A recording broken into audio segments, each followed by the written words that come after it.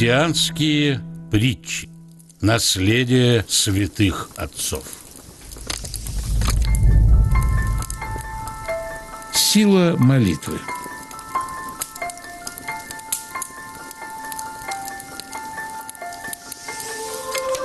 Поведал Авва Евсевий, пресвитер Лавры Раифской.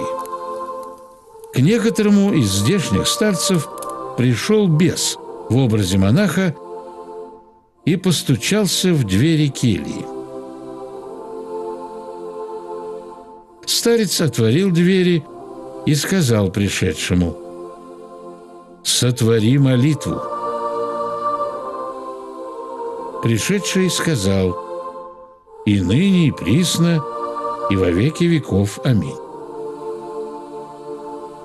Старец опять сказал ему: «Сотвори молитву».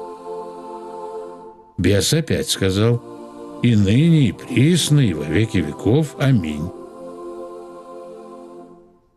Старец сказал ему в третий раз: «Сотвори молитву». Бес и в третий раз сказал: «И ныне, и присно, и во веки веков. Аминь». Тогда сказал ему старец: «Так скажи: слава Отцу и Сыну и Святому Духу, ныне и присно, и во веки веков. Аминь». Бес, услышав это, исчез, как бы опаленный огнем.